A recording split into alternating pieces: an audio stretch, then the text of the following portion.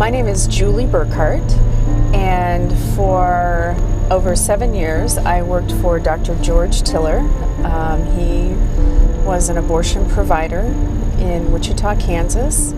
He provided termination of pregnancy for women who had fetal abnormalities and maternal health issues, as well as doing your more common first and second trimester procedures.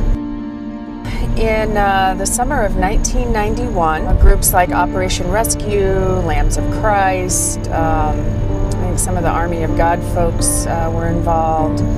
They decided that they would come to Wichita and protest. And that was really the tipping point and the place where we began to see doctors being more severely harassed and intimidated. It became harder to get medical doctors to come into clinics to provide abortions.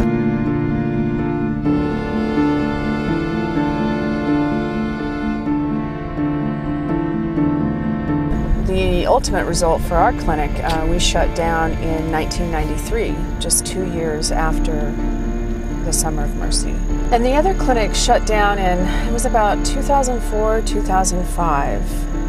So it was several years later, but they ultimately shut down because they couldn't find a provider to come in and provide care. That left Dr. George Tiller with Women's Health Care Services, providing abortions for women in the Wichita community and the surrounding region. It became very intense in 2000. They came back in 2001, and by they I mean the anti-choice groups, came back in 2001 for the Summer of Mercy renewal. There was one organization, Operation Rescue, that relocated from California to Wichita to specifically intimidate and target Dr. George Tiller. We are now at Reformation Lutheran Church. This is the church that Dr. George Tiller attended.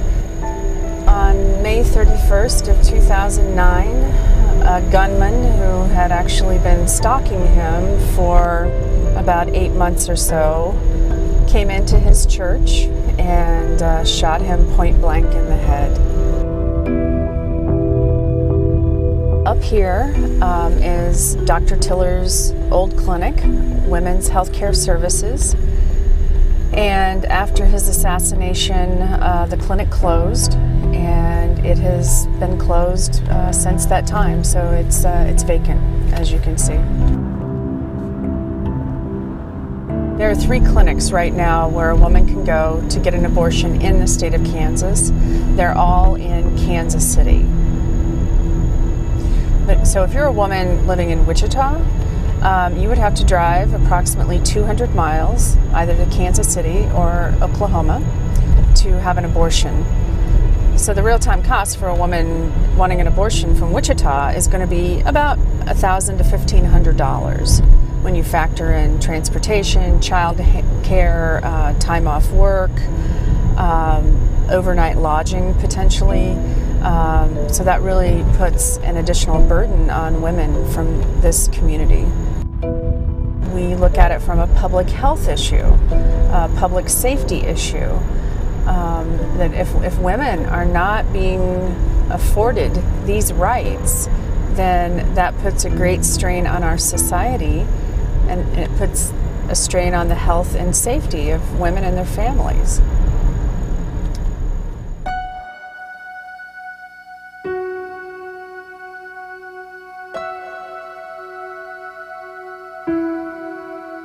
We try to be quiet and discreet about it, but I understand. it doesn't work. I understand. So. Okay. Well, thank you, ma'am. You're welcome.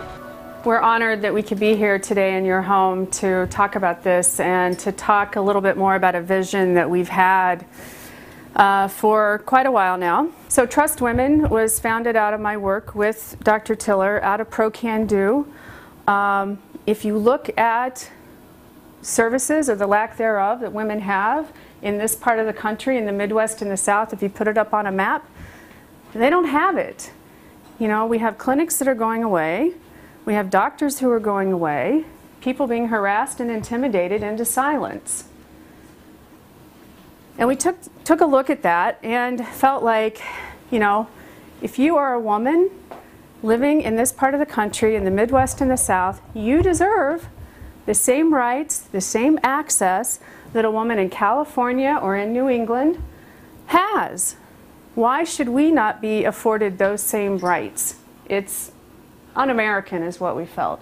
It's un-American that we would deny women in this part of the country those rights. The momentum was there when Doctor was shot. You know, this is not going to happen in our town again.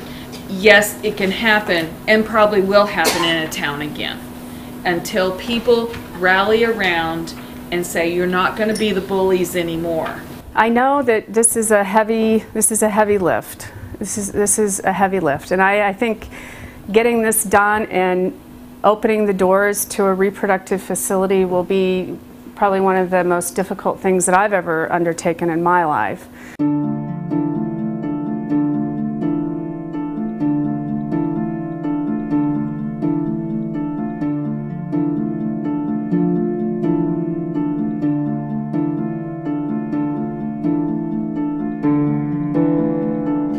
My office and I first started thinking about becoming providers when it had been a year and nobody had replaced George.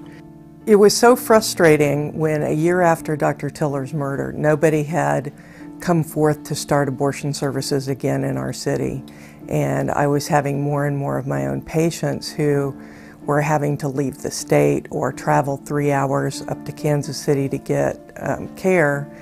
We gave support to Mila initially because she was a physician who was willing to step forward and provide abortions in Wichita during very dangerous time. Along the way, we got a lot of roadblocks. The first thing that happened was, as a courtesy to our landlord, we let them know that in January we planned to start providing services.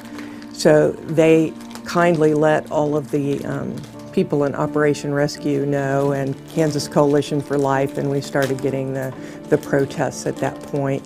And then they sued me to prevent me from providing any services at our current site because I was a nuisance in the community because there were protesters around. I don't think even Dr. Means anticipated the immediate attack that these organizations that are located here would wage against her. That is an obstacle. And then add to that the legislative obstacles which create financial obstacles, such as the current legislation that's passed that requires numerous unnecessary and onerous physical requirements for facilities, medical facilities that want to provide abortions, down to the width of doorways and the temperature in greeting rooms and lockers for belongings and things of that nature. To run an ambulatory care surgery center and to buy a center is way beyond the ability of a single person in practice. There are 2 possible buildings that are already been certified in our community as ambulatory surgery care centers. One of them is Dr. Tiller's building, which I think she was trying to get $900,000, and I think she dropped to $700,000 for. And there's an old pain clinic out on the west side that they're asking $900,000 for. I don't think I can still even imagine what I've bitten off at this point in terms of what looking at the whole process that would have to come together to be able to actually begin to provide services. And that's very disheartening. It just doesn't feel like it may end up being worth it long term, and partly what I had wanted was to continue my private practice along with an abortion practice. I never wanted just an abortion practice. Mm-hmm. And that's looking more and more unlikely as a possibility as things go forward. So, but, I think, because we've always said that the building is the biggest obstacle, but I think at this point in time, yeah, it's the legislation and it's beyond that. Mm-hmm. Yeah, I've not even been worrying about the building as much as what's happening legislative wise, and like I said, just hoping that even though I don't see eye to eye with Julie, it would be great if she would bring abortion services to Kansas, because it's looking to be more and more of a difficult possibility that that's even going to happen. So.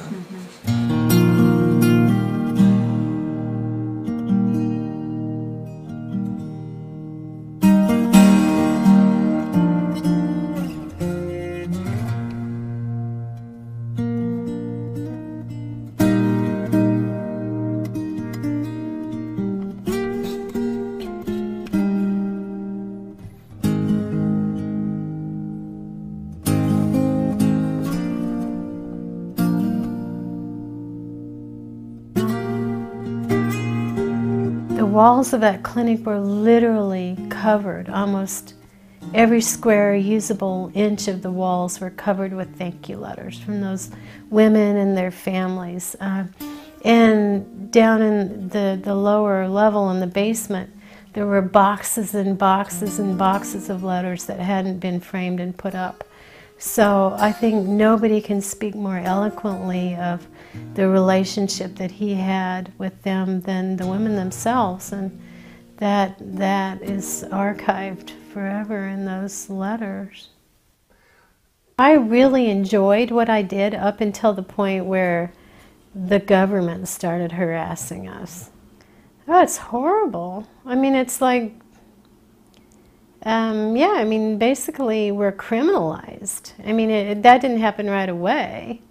But, I mean, the attempt to do that it's a betrayal, of course, because we're professionals and we act like professionals. They're supposed to be professionals and behave like professionals, but they're not. They're cheating. So what are we supposed to do? That's why I get so angry. That's why when I think about it, I start using the F word, because it's like they're cheating. They're not playing by the rules of the game.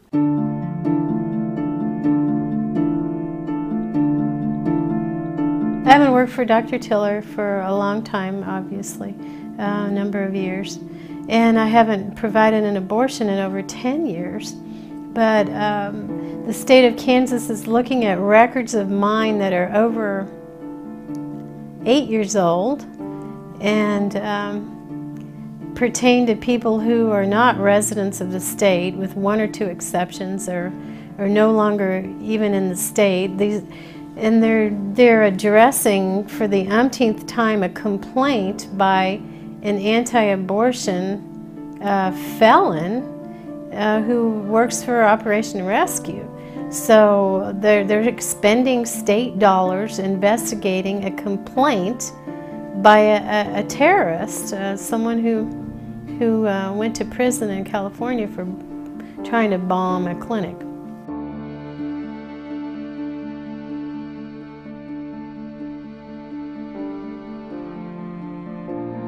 I think it's taught me that it's not so easy to go up against the state. If you do attempt to fight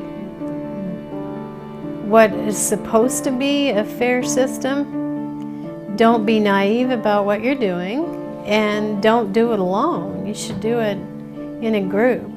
I don't regret it, and I certainly wouldn't deter people from doing it. I would just advise them maybe to do it a little differently than I did.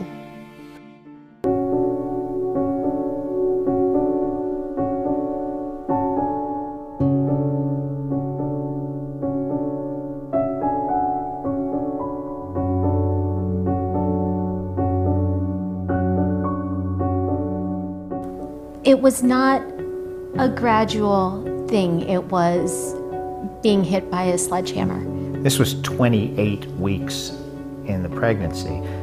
Only 8 weeks before, Miriam had her 20-week sonogram, which all pregnant women get, and it came out fine.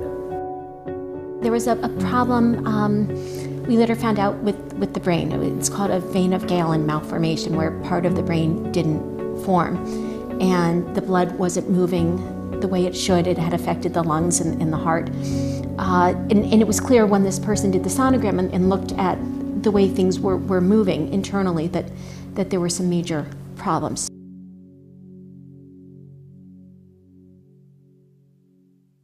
He was cold. And then afterwards, he called us into his office and he said, "Your baby's going to die." And we were astonished. You don't go from expecting a child to your baby's going to die within a few hours. And we said, "Well, what can we do?" He said, "Nothing." He said, "You'll continue to carry until the baby dies in utero or immediately afterwards." And we asked him, we said, "What are our options?" He said, "There are no options." And we said, "What about termination?" And this man looked at us, I'll never forget it, and he looked at us and he said, "We call that murder." That, to me, was ridiculous. This is a baby who's not going to live. I mean, it's either going to die this week or next week or moments or hours or just a few days after birth, and that's what you're calling murder? It was not only ridiculous, but I went to law school. It sounded like he pulled it out of a hat to me. At that point, I wanted to terminate the pregnancy, and I could not imagine how I would continue with it. I wasn't going to allow Miriam to carry a pregnancy where every single day of the week she's on a death watch. I mean, that's terrible. I mean, imagine what that does to someone. Having all those seconds and days and weeks and months, not waiting for my baby to be born, but waiting for my baby to die.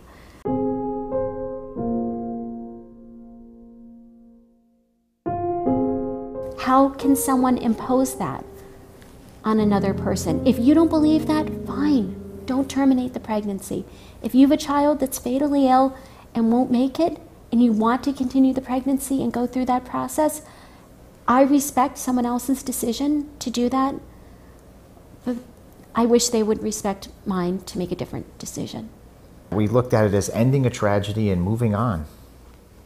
I just think people don't understand that when you're in these situations, people will do what they need to do to protect themselves and to take care of themselves.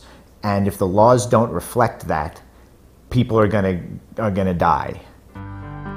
We are so grateful to the clinic and to Dr. Tiller for literally, as he said, giving us the opportunity to start again, to say goodbye to our baby, and to have the courage and strength and health to start a family. And I don't know if I would have been a mother today if I hadn't had that opportunity and had that help physically and emotionally.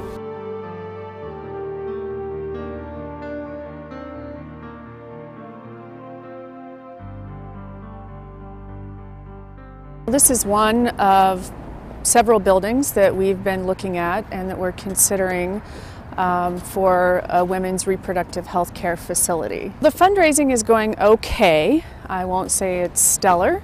We've raised approximately 50% of what we need in this project, which for the property and equipment, it's going to be about $1 million to $1.2 million to open. We haven't received any harassment per se at this time. We do know that the anti-choice organizations are watching us, and as one of the anti-leaders said, he said that he has his informants and we'll find out everything that we're doing. So for what that's worth, that's what's out there. We do know that the state legislature will come back and try to pass more laws that will prohibit us from operating.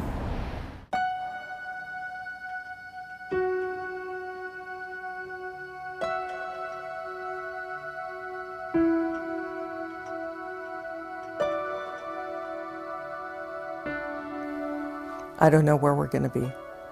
I'm afraid we're moving back into the Middle Ages in terms of care for women in our country. I think it is a very difficult endeavor. I think anyone that enters into that needs to be prepared with financial backing. You basically need an army to help you achieve this.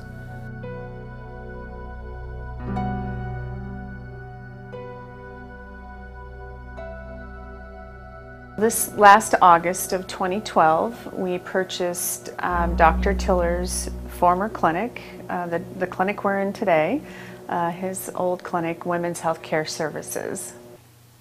Right now in our process, we are updating the clinic. So we've been painting walls, tearing up tile. Some of our electrical fixtures are now being updated and changed. This is a work in progress. So the wing that we're in now is our surgical center wing.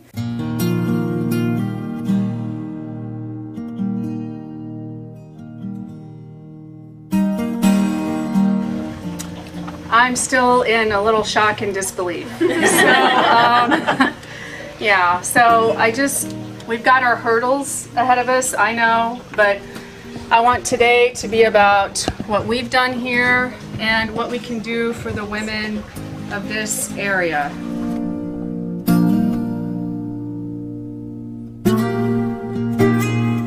We have our lives to live, we have our families' lives to consider, and it's just good for our communities for people to have good access and education.